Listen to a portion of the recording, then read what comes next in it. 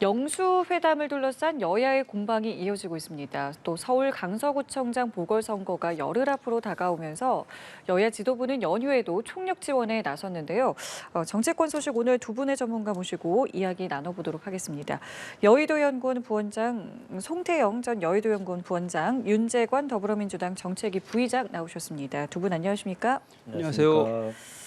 예, 연휴 기간에 이재명 대표가 영수회담을 제안을 했고요. 이후에 이제 여야의 공방이 좀 이어지고 있는 상황입니다.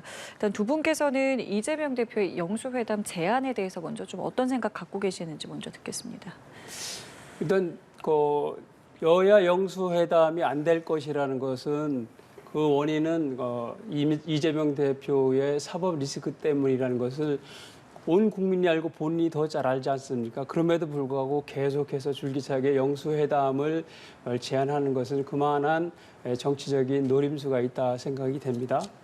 이번에 영수회담을 제안한 경우도 본인이 영수회담이 되지 않을 것이라는 것을 전제를 하고 있습니다. 다시 말하면 형식에서도 SNS상으로 말씀을 하셨고 제안을 했고 또 내용도 영수회담에 대해서 서론본론 결론을 본인이 다 냈습니다. 그만큼 정치적인 성격의 전략적인 행보다 이렇게 볼 수가 있고요. 또 두 번째는 이런 것이 있습니다. 이슈 전환의 문제입니다. 만약에 이것이 제안을 하지 않았었으면은 아마도 영장 기각에 대해서 또 이재명 대표의 범죄 소명 사실에 대해서 해자가 되고 영장 기각에 대한 부당성이 계속해서 논점이 될 것입니다. 이것이 추석 민심에 연결되기 때문에 그런 부분에서 그걸 차단하고 그리고 자신한테 유리한 민생을 꺼낸 거 아니겠습니까? 오늘도 논의하지 않습니까? 영장 기각에 대해서 말하는 것이 아니라 여야 영수회담 제안에 대해서 얘기하는 거 아닙니까? 또 세 번째는 이런 거 있습니다. 지금 대한민국 정치인은 권력 분담 상태입니다. 다시 말씀드려서 입법부는 완벽하게 민주당 이재명 대표가 장악을 하고 있습니다.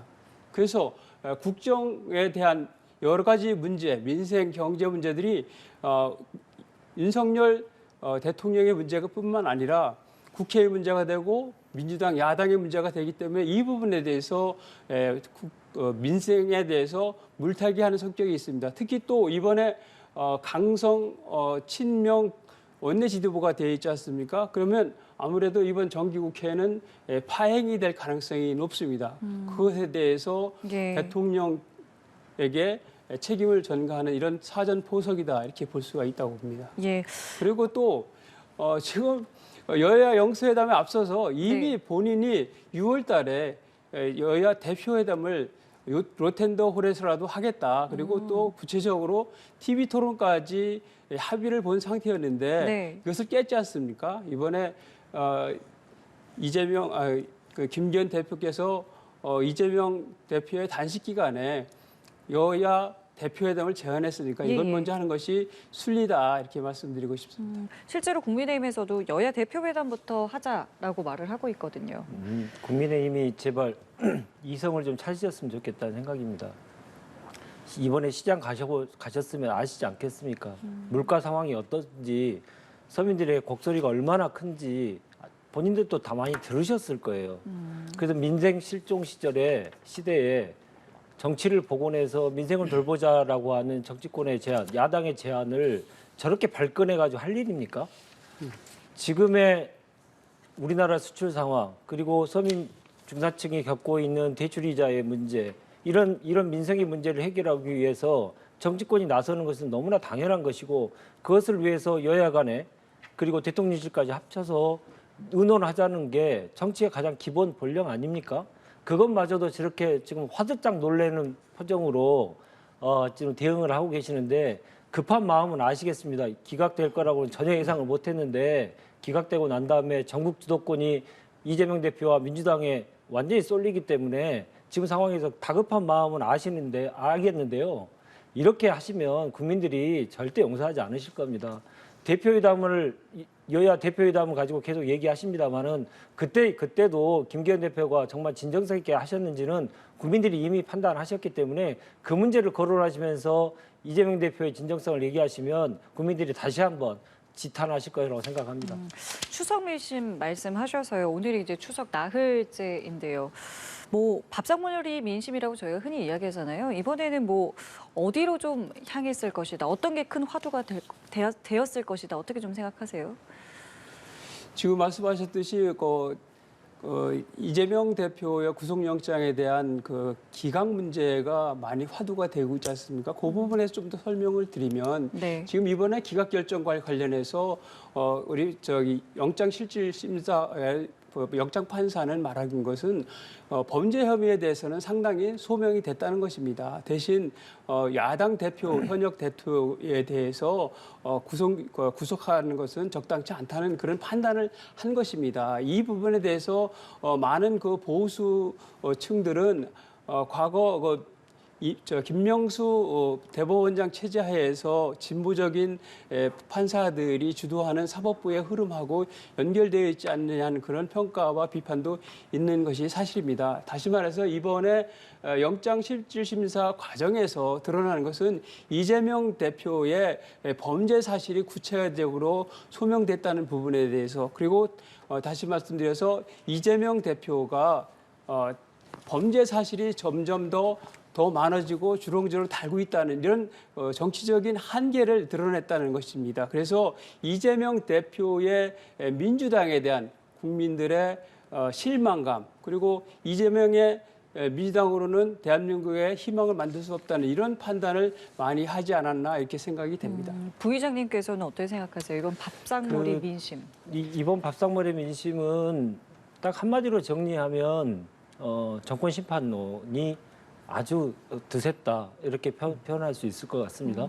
특히나 이제 1년 반 동안의 국정 운영이 딱 한 가지였지 않습니까? 국정 운영의 목표가 이재명 대표 꼬린시키는 거, 시점 말로 꼬린, 구속시키는 게 정권의 목표였죠.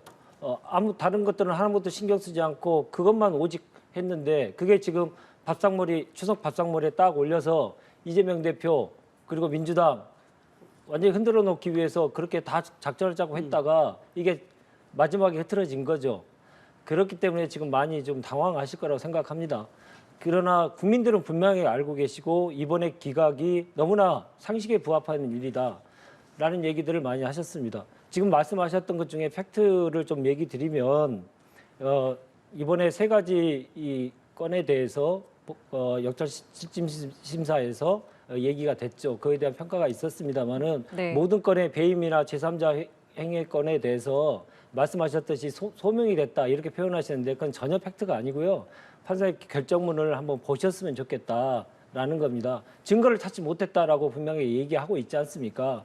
그리고 혐의에 대한 입증과 소명을 자꾸 혼동하셔가지고 입증이 된 것처럼 해서 소명의 정도를 입증이 된 것처럼 계속 오인해서 계속 말씀하시는데 그것도 역시 팩트의 먼 일이기 때문에 팩트와 다른 일이기 때문에 좀 삼가하셨으면 좋겠다 이 말씀 꼭 드리고 싶습니다. 예.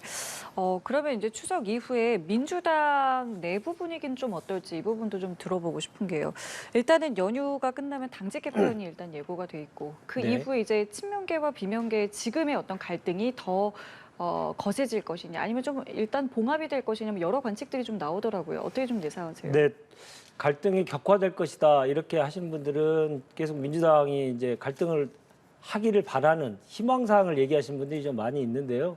그 정도로 민주당이 뿌리가 흔들리는 정당은 아닙니다.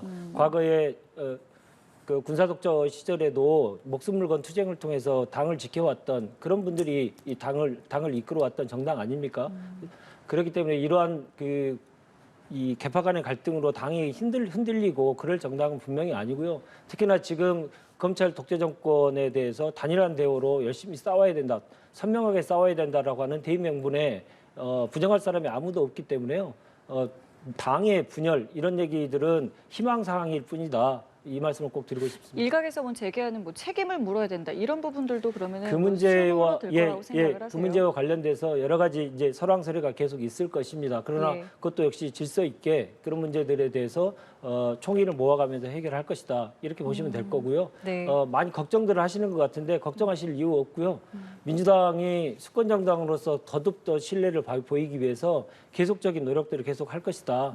지켜봐 주셨으면 좋겠다. 이 말씀 꼭 드리고 싶습니다. 상대당이긴 합니다만 관측을 좀 들어보면 어떨까요? 지금 예, 지금 말씀하시죠. 현재로는 무슨 지금 기각이 돼가지고 마치 이재명 대표가 뭔가 정치적으로 살아나는 것 같은 그런 느낌을 갖고 있지만 예. 실제로는 지금 하나하나 지금 선거법 위반 관련돼서 재판을 지금 받고 있고요. 그리고 대장동 성남 FC 관련돼서 지금 재판을 받고 있고 지금 또 다시 백현동이랄지 지금 대북 송금 사건 관련된 부분들이 지금 차츰차츰 이제 그 범죄 혐의가 소명이 돼서 이것이 계속 보태져서 지금 범죄 혐의가 계속 구체적으로 어떤 그 위법 내지는 그 법적 심판을 받아야 되는 상황으로 되고 있지 않습니까? 그만큼 이재명 대표의 정치적 잠재력은 그만큼 불안정해지고 불투명해지는 것입니다. 근데 이번에 이제 친명계 중심의 순혈주의에 입각해서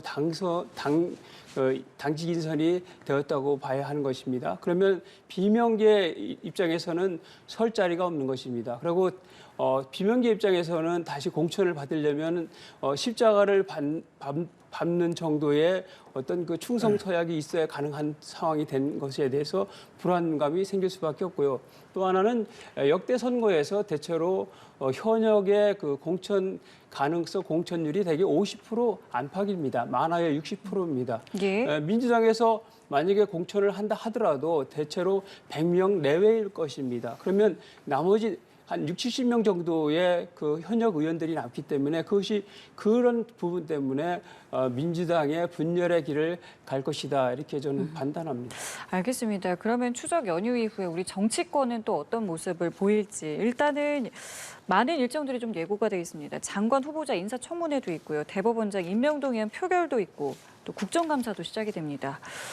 여야의 모습은 어떻게 좀 예측을 좀 하고 계시는지 먼저 좀 들어보겠습니다. 지금 이번 정기국회가 처음부터 이재명 대표가 단식을 하면서 정말 중요한 정기국회가 지금 상당히 파행을 갖고 있습니다. 여기서 지금 정기국회는 민생 전체, 국정 전체를 살펴보고 그리고 국민의 생과 직접 삶과 직접 관련이 되는 예산안을 심의하는 그런 중요한 거 아니겠습니까? 그런데 그것이 파행이 되고 있는데 아무래도 이번에 그 강성 친명계 원내대표가 되었기 때문에 아무래도 정부와 또 여당과 사사건건 대립구도가 되지 않겠나 이렇게 생각이 되고요. 네. 그리고 지금 민주당이 지금 민생을 얘기하지만 민주당의 이재명 대표 내지는 민주당의 원내 지도부에 의해서 지금 민생 법안들이 다 지금 스톱이 되고 있는 상황이고 또 지금 대법원장 임기가 이미 끝났습니다. 임기 끝났는데 지금 후임 대법원장에 대한 인선 관련된 표결도 지금 이루어지지 않고 있는 상황입니다. 그래서 민생을 얘기하기 전에 민주당이 제 역할을 국회에서 하는 것이 좋겠다 이런 말씀을 드리고 싶습니다. 여야가 이제 정치의 시즌이 돌아왔을 때 정확하게 본인들의 입장을 가지고 민생도 챙기면서 국가가 가야 될 방향에 대해서 결정들을 해야 되겠죠. 특히나 지금 이번에 그 남아있는 인사청문회와 관련돼서는 연휴 이전에 있었던 모든 여론조사에서 부적절 의견이 국민들에게 대단히 높은 상황이 발표가 됐습니다. 왜 그랬겠습니까?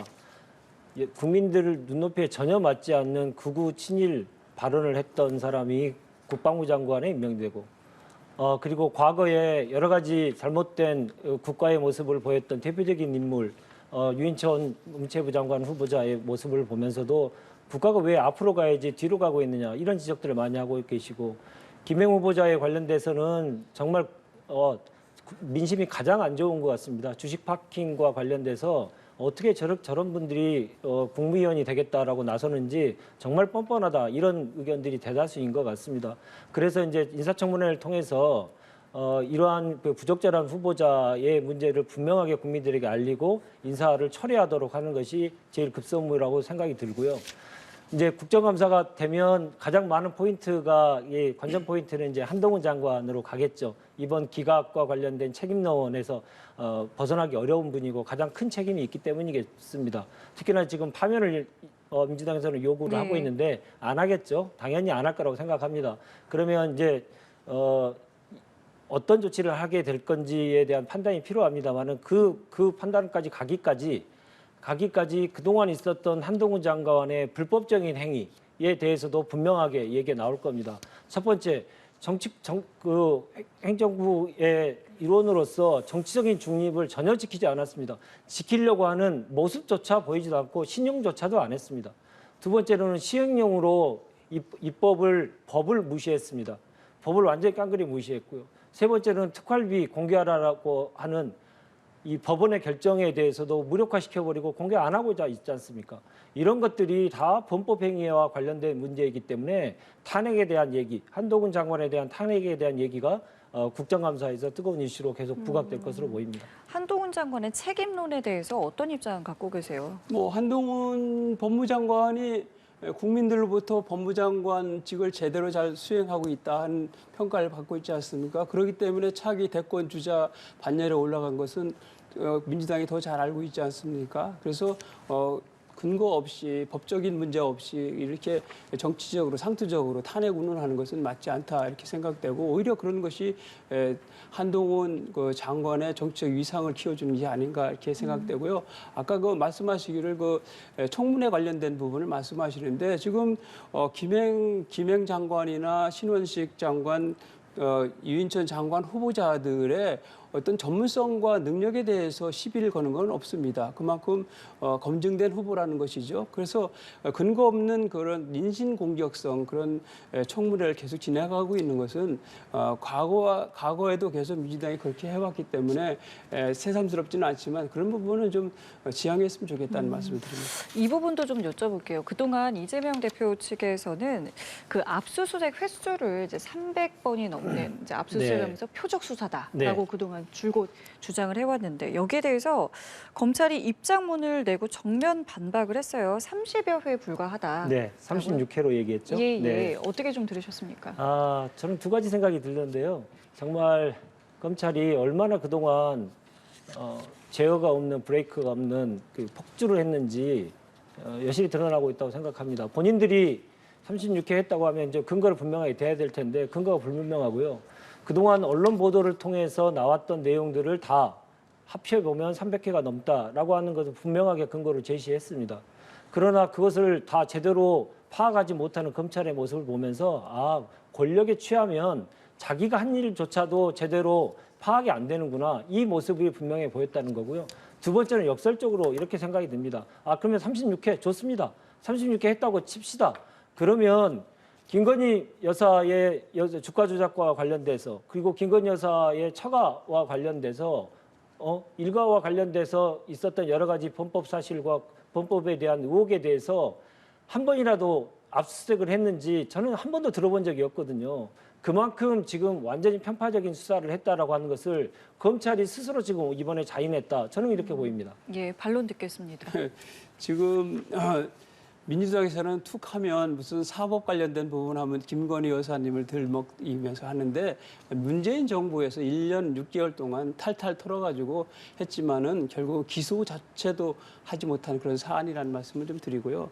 제가 한번 보겠습니다. 지금 대장동 사건, 성남 FC 사건, 공직선거법 위반, 백현동 특혜의혹 사건, 대북 송금 사건,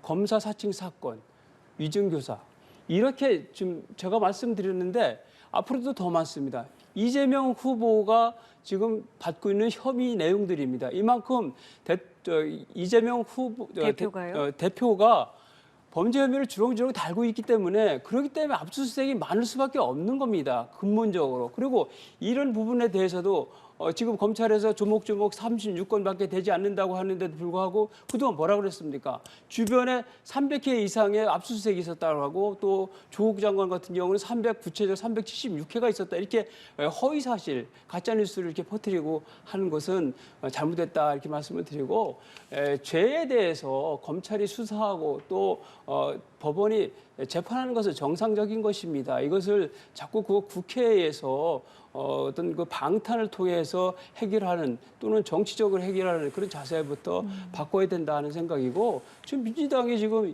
이재명 대표의 사법 리스크를 방어하고 해결하기 위해서 모든 당력이 집중되어 있지 않습니까? 이게 바로 민주당이 아니라 이재명의 사당화가 됐다는 증거입니다. 알겠습니다. 자, 그리고 당장 다음 주 수요일에는 강서구청장 보궐선거가 있습니다. 지금 연휴임에도 여야 지도부 총력을 다하고 있다라는 보도는 계속 나오고 있는데요. 많은 의미가 좀 있기 때문에 특히나 더 주목을 받고 있는 이번 선거인데 좀 어떤 선거 전략이 필요하다고 생각을 하시는지 듣겠습니다. 지금 강서구청장 선거는 지금 전국에 이제 251개 그 기초자치단체가 있는데 그 중에 이제 하나입니다. 그래서 지방선거인데도 불구하고 이게 보궐선거가 되다 보니까 전국적인 선거가 되고 중앙당이 이렇게 개입하고 중앙당이 관여하는 이런 선거가 돼서 정치적 의미를 부여하고 하는 것은 바람직하지는 않습니다. 그런데 지금 내년도 총선을 앞두고 있어서 네. 승패를 떠나서 어떤 그 득표율까지도 이렇게 신경을 쓰는 이런 모습을 보이고 있는데요. 근본적으로는 강서구의 발전과 강서 구민을 위해서 누가 더 적합한 구청장이냐 하는 부분입니다. 그래서 집권당에서는 당연히 그 중앙정부와 서울시의 지원을 받고 있고 또 더군다나 지금 김태우 후보는 이미 1년 이상 구청장을 수행하지 않았습니까? 그 연장선에서 그런 부분들을 정책 중심, 공약 중심, 실천 중심으로 예. 얘기하는 것이 좋지 않겠나 이런 생각을 해봅니다. 예, 어떤 입장 갖고 계시는지요? 뭐 여러 선거 전략 논하기 전에요. 저는 여당의 입장에서는 백약이 무효다 이런 생각입니다. 왜냐하면 법원의 판결이 잉크도 마르기 전에 그 사람을 본인을 다시 공천해가지고 3개월 만에 공천해서 국민들의 표를 달라 이런 뻔뻔한 경우가 세상에 어디 있겠습니까? 우리 헌정 역사상 처음 있는 일입니다. 이건 몰상식의 극치인데요.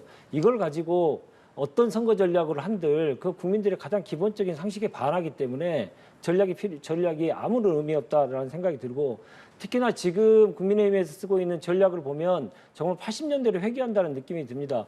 강서구에 많은 충청인들이 살고 있으니 충청의 중진들을 대거 선거장에 투입한다. 이게 이제 언론 지상에 많은 보도가 있었는데요.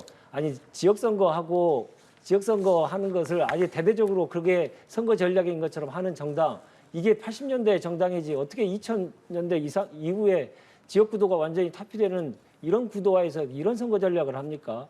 그러니까 완전히 당황하고 있는 거거든요. 원래는 이 후보를 공천하고 싶지, 김태우 후보를 공천하고 싶지 않았던 마음이 있었습니다만 용산의 오더를 받고 어쩔 수 없이 했고, 근데 그 결과가 안 좋을 것 같으니 여러 가지 지금 무리수를 좀 두시는 것 같은데, 지금이라도 좀 국민에게 기본적인 염치라도 좀 있으면 좋겠다 이 말씀 드리고 싶습니다. 민주당은 뭐 어떤 전략이 그럼 필요하다고 보세요?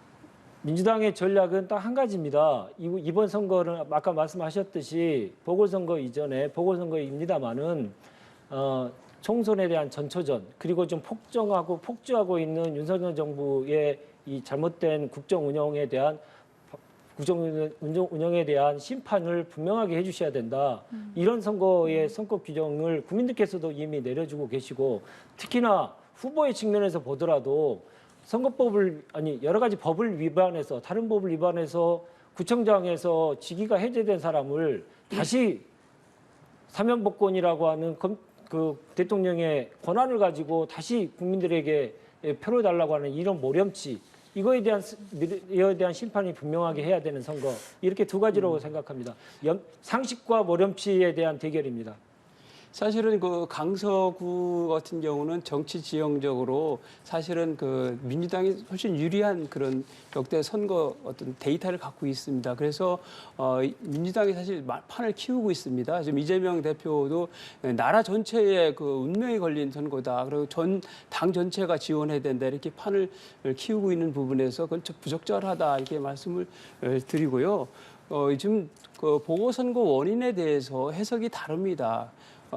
국민의 입장에서는 이 김태우 구청장은 문재인 정부의 정권의 피해자다, 그리고 억울하다 이런 취지입니다. 그래서 본인이 명예회복을 할 수 있고 또 강서구를 위해서 지금 당선이 된 연장선에서 최선을 다해서 강서구의 발전을 도모하겠다. 앞장서겠다 이런 취지라는 것을 말씀드립니다. 예, 알겠습니다. 오늘 두 분 말씀 여기까지 함께하도록 하겠습니다. 지금까지 송태영 전 여의도 연구원 부원장, 윤재관 더불어민주당 정책위 부의장과 함께했습니다. 두 분 고맙습니다.